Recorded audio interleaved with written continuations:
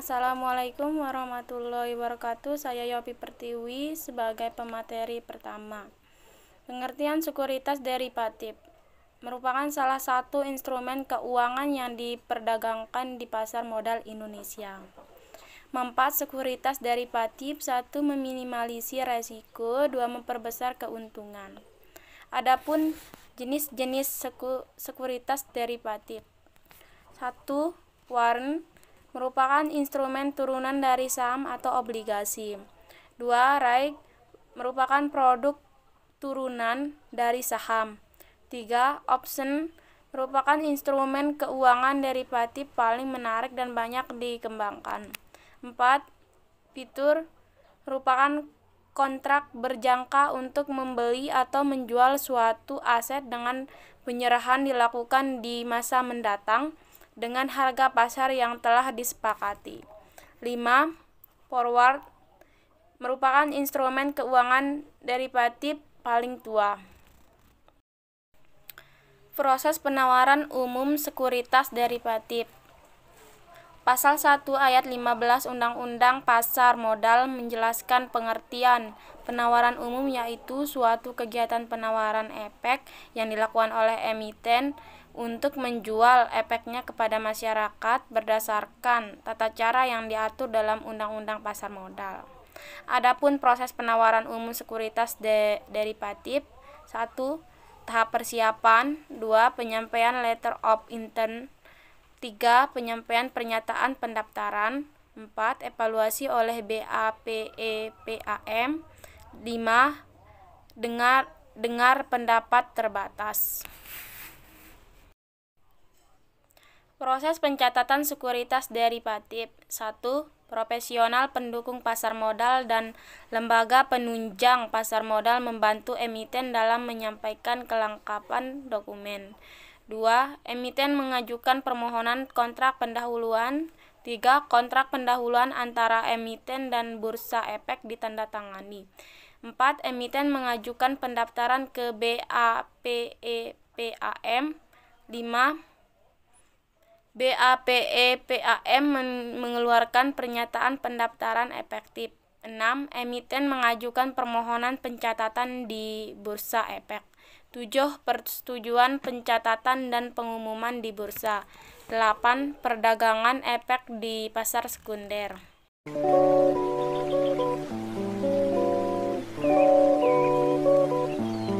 Bismillahirrahmanirrahim. Assalamualaikum warahmatullahi wabarakatuh. Saya Alki Bahtiar ingin melanjutkan materi yang telah disampaikan sebelumnya, yaitu tentang mekanisme perdagangan sekuritas derivatif. Yang pertama, transaksi langsung. Yang kedua, transaksi tidak langsung. Adapun mekanisme perdagangannya dilakukan dalam dua jenis pasar, yaitu yang pertama pasar perdana, yang kedua pasar sekunder. Yang A, pasar sekunder di pasar utama. Yang B, pasar paralel. Yang A, tantangan. Yang pertama, kurangnya dukungan masyarakat. Yang kedua, kurangnya sosialisasi tentang keberadaan investasi sekuritas derivatif. Yang ketiga, hambatan yuridis. Yang keempat, masih terbatasnya instrumen keuangan derivatif di pasar modal Indonesia. Yang B, peluang. Yang pertama, keunggulan konsep. Yang kedua, jumlah penduduk Indonesia. Yang ketiga, dukungan pemerintah dalam regulasi hukum. Yang keempat, pengaruh ekonomi dunia. Yang C, pengembangan. Yang pertama, mensosialisasikan sekuritas derivatif di pasar modal Indonesia. Yang kedua, membudidayakan manajemen risiko dengan cara berinvestasi pada instrumen keuangan derivatif yang sesuai standar unknown spekulatif. Yang ketiga, mendapatkan suatu undang-undang atau peraturan resmi lainnya yang mengatur tentang struktural derivatif secara sertifikat dan profesional. Yang keempat, memaksimalkan kerja atau sekarang berada di bawah pengawasan OJK. Yang kelima, melakukan studi beberapa kajian ilmiah guna memperbanyak instrumen derivatif. Yang keenam, menggalang pulpen aktif dan dukungan beberapa pihak seperti enten inspektor. Yang D, strategi investasi baru, investasi sekuritas derivatif. Yang pertama, melakukan verifikasi sekuritas derivatif. Yang kedua, menggunakan beberapa jenis sekuritas derivatif dalam satu portofolio. Yang ketiga, membeli di pasar perdana dan jual setelah dicatatkan di bursa. Yang keempat, membeli dan menjual saat harga instrumen utama mengalami kenaikan. Yang keenam, membeli sekuritas derivatif yang jarang ditransaksikan tapi berprospek bagus. Yang keenam, melakukan perpindahan dari satu sekuritas derivatif ke sekuritas derivatif lainnya. Mungkin itu aja materi yang saya bisa sampaikan, kurang lebihnya mohon maaf. Wabillahi taufiq wal hidayah. Wassalamualaikum warahmatullahi wabarakatuh.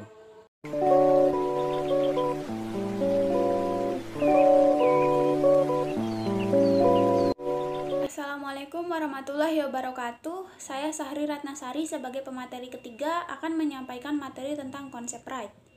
Right issue adalah hak yang ditawarkan oleh perusahaan kepada pemegang saham lama untuk memiliki terlebih dahulu saham yang baru dikeluarkan.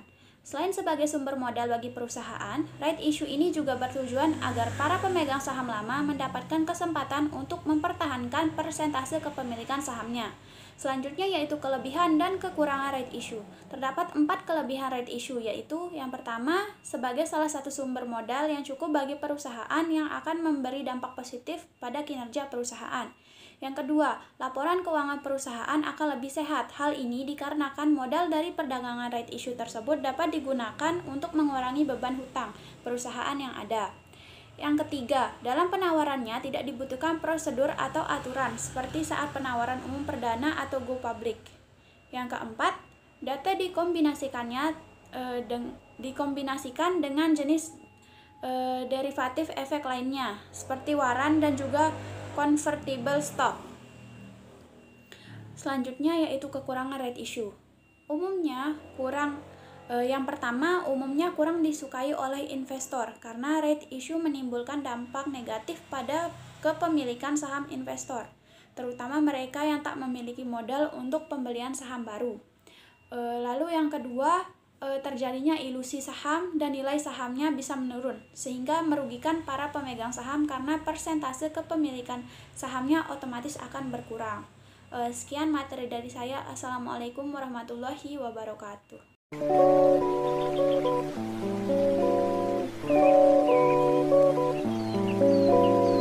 Assalamualaikum warahmatullahi wabarakatuh. Saya Sari Wahyuni sebagai pemateri keempat akan menyampaikan materi tentang konsep option dan future. Yang pertama, konsep opsi. Opsi merupakan kontrak di antara kedua belah pihak yang berisikan hak bagi pembeli opsi dalam membeli atau menjual aset yang didasari oleh si kontrak tersebut. Kontrak ini dilakukan pada waktu dan harga yang telah disepakati bersama di awal. Akan tetapi, dikarenakan opsi adalah hak, maka tentu saja boleh dieksekusi maupun tidak. Oleh sebab itu, opsi bukanlah sebuah keharusan untuk dijalankan. Opsi tersebut dapat dijalankan jika pemegang opsi mendapatkan keuntungan. Kemudian jenis-jenis opsi ada dua, yaitu opsi jual dan opsi beli. Opsi jual atau put option adalah hak untuk menjual saham pada harga kesepakatan dalam jangka waktu yang telah disepakati. Kemudian opsi beli adalah hak untuk membeli saham pada harga kesepakatan dalam jangka waktu yang telah disepakati. Kemudian faktor yang mempengaruhi opsi yang pertama itu jumlah permintaan atau pasokan supply. Makin banyak investor yang berminat untuk membeli, makin mahal pula harganya. Kemudian yang kedua, harga saham acuan atau underlying stock yang mengalami kenaikan. Biasanya harga opsi call juga ikut naik. Kemudian yang ketiga, gejolak harga atau volatility. Apabila harga suatu saham bergejolak, maka preminya akan semakin mahal. Sebaliknya, jika saham stabil, stabil pula harganya. Kemudian yang keempat, masa berlaku. Makin lama masa berlaku, makin tinggi harga opsinya. Kemudian karakteristik dari opsi. Yang pertama, jenis kontraknya ada dua, yaitu call option dan put option. Kemudian harga opsi. Yang ketiga, premi opsi yang dipengaruhi oleh beberapa faktor seperti supply dan permintaan pasar. Kemudian aset dasar seperti ETP, komoditas, saham atau mata uang. Kemudian tanggal kadaluarsa atau jatuh tempo kontrak. Hal ini tergantung dari jenis opsi dan aset yang mendasarinya. Kemudian yang terakhir, item underlying. Jumlah item yang telah menjadi underlying umumnya berkaitan erat dengan aset yang mendasari. Biasanya untuk opsi saham per kontrak terdiri dari 100 saham. Kemudian tipe opsi, setidaknya ada 4 tipe opsi. Yang pertama, opsi tipe Amerika adalah kontrak opsi yang dilakukan kapan saja selama masa berlaku kontrak opsi tersebut masih ada.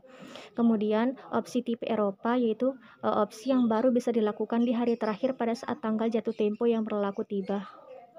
Kemudian opsi tipe Bermuda. Opsi ini adalah gabungan dari opsi Amerika dan opsi Eropa, yakni opsi dapat dilaksanakan baik pada hari terakhir saat tanggal jatuh tempo maupun sebelum waktu jatuh tempo datang. Kemudian yang keempat, opsi bersyarat. Opsi tipe ini hanya dapat dilakukan setelah syarat telah dipenuhi, yakni tercapainya satu harga tanpa tertentu pada aset acuan. Kemudian yaitu keuntungan dan kelemahan opsi. Keuntungannya itu yang pertama, alat yang berguna untuk pelindung nilai. Pada saat kondisi pasar yang buruk, investor atau perusahaan besar memanfaatkan kontrak opsi untuk mengimbangi keadaan tersebut sebagai bentuk mitigasi risiko. Kemudian yang kedua, memiliki potensi keuntungan yang tinggi. Hal ini dapat dilakukan dengan membeli put option jika harga diekspektasi akan turun di masa mendatang, atau dengan membeli call option saat mengharapkan adanya kenaikan harga. Kemudian yang terakhir, yang ketiga, membutuhkan biaya yang relatif kecil. Adapun kelemahan opsi yaitu yang pertama, opsi memiliki struktur yang rumit dan kompleks. Kemudian yang kedua, memiliki potensi kerugian dan resiko yang juga cukup tinggi. Hal ini disebabkan oleh nilai waktu opsi yang akan terus menurun karena jangka waktu yang terbatas, sehingga bisa membuat harga yang keluar tidak sesuai dengan prediksi atau ekspektasi. Kemudian materi selanjutnya yaitu tentang future atau kontrak berjangka adalah future atau kontrak berjangka adalah salah satu produk derivatif berbentuk kontrak yang mewajibkan para pihak untuk membeli atau menjual sejumlah underlying aset tertentu pada harga tertentu dan dalam jangka waktu tertentu di masa yang akan datang. Kontrak berjangka adalah instrumen keuangan yang dapat digunakan sebagai sarana lindung nilai, spekulasi maupun arbitrasi. Sebagai produk derivatif, nilai kontrak berjangka ditentukan atau diturunkan dari harga underlyingnya. Mekanisme perdagangan kontrak berjangka hanya melibatkan sejumlah margin dari nilai kontrak. Tidak seperti saham di mana investor harus mengeluarkan 100% dana untuk membeli satu saham, kontrak berjangka hanya membutuhkan X% untuk dibeli oleh investor. Hal ini membuat kontrak berjangka merupakan salah satu produk leverage yang banyak diminati oleh investor. Kontrak berjangka memungkinkan investor untuk berinvestasi dengan modal yang lebih kecil dibandingkan investasi pada produk underlyingnya.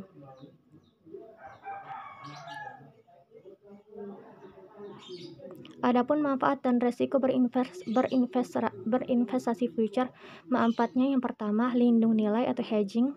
Dikarenakan diperbolehkannya investor untuk melakukan transaksi short atau jual terlebih dahulu pada transaksi future, maka investor dapat memanfaatkan penurunan harga underlying untuk tetap mendapatkan keuntungan atau melindungi portofolio investor. Kemudian yang kedua itu transaksi aktif jangka pendek. Dengan berinvestasi pada produk future, investor dapat memperoleh keuntungan dari pergerakan indeks, baik bearish maupun bullish, tanpa investor harus memiliki aset underlying. Apabila investor memiliki prediksi bahwa harga atau nilai underlying akan naik, maka investor tersebut dapat mengambil posisi beli pada future. Sedangkan jika investor tersebut memiliki prediksi bahwa harga atau nilai underlying akan turun, maka investor tersebut dapat mengambil posisi jual pada future. Mendapatkan keuntungan pada saat harga naik maupun pada saat harga turun mengakibatkan investor cenderung melakukan transaksi secara aktif. Dengan kata lain, investor melakukan beli dan jual dalam satu periode yang cukup singkat. Kondisi inilah yang menyebabkan nilai dan volume transaksi produk indeks future secara nilai dapat cepat menyaingi nilai transaksi underlyingnya. Kemudian yang ketiga, leverage atau daya ungkit. Leverage memungkinkan investor untuk mendapat imbal hasil lebih tinggi dengan menggunakan model yang lebih kecil dibandingkan dengan berinvestasi langsung pada underlying asetnya. Dengan adanya fungsi leverage, membuat investor memiliki potensi untuk mencapai keuntungan yang lebih tinggi dengan modal yang relatif lebih kecil. Kemudian yang keempat, diversifikasi. Produk kontrak berjangka atau future juga dapat menjadi salah satu pilihan investasi dan sarana diversifikasi oleh investor. Dengan semakin banyaknya pilihan investasi bagi investor, maka investor dapat memaksimalkan keuntungan dari modal yang dimiliki. Bagi investor yang sudah memiliki satu portofolio dan ingin melakukan diversifikasi akan tetapi terhalang oleh masalah kecukupan dana, investor tersebut dapat mengalokasikan dananya untuk produk kontrak berjangka karena produk kontrak berjangka hanya membutuhkan modal yang relatif lebih kecil sehingga investor hanya perlu mengeluarkan modal sebesar margin. Kemudian resiko berinvestasi kontrak berjangka. Yang pertama, resiko leverage. Sama halnya dengan manfaat dari leverage, leverage juga dapat menimbulkan kerugian pada investor dalam hal pergerakan harga tidak sesuai dengan ekspektasi investor. Jika pergerakan underlying bergerak terlalu fluktuatif, margin yang disetorkan investor cepat terus berkurang dan investor harus menyetorkan margin tambahan. Apabila investor tidak menambahkan margin tambahan, maka broker atau AB derivatif akan menutup posisi investor. Kemudian yang kedua itu resiko ketidaksempurnaan hedging. Investor dapat melindungi portofolio saham yang sudah dimilikinya dengan mengambil posisi short pada future. Namun, ketika investor dapat salah memperkirakan berapa besar jumlah kontrak yang dijual untuk melakukan hedging, maka ini akan menyebabkan kerugian sebagian bagi investor dan berlaku juga hal sebaliknya.